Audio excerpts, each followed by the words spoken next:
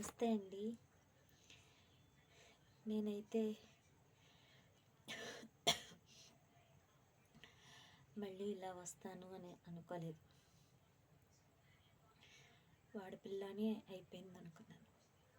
కానీ మా శ్రేయోభిలాషులు, నా కుటుంబ సభ్యులు అందరూ కూడా నేను బాగుండాలని ఎన్నో దండాలు పెట్టారు. నా భర్త అయితే మరీ దారుణం. ఏకంగా మోకాళ్ళ మీద తిరుగుతానన్నారు వాడపిల్ల.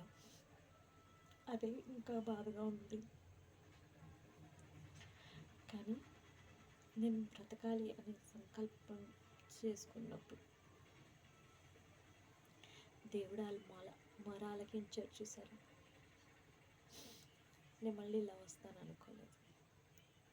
వాళ్ళ మొర ఆలకించబట్టి మళ్ళీ నేను ఇలా వచ్చాను. కొంతమంది ఎవరు లేరు అనుకుంటా. ఆడదానికి ఇంకెవరు కావాలండి?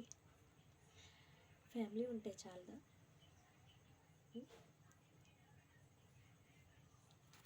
ఫ్యామిలీ ఉంటే చాలు.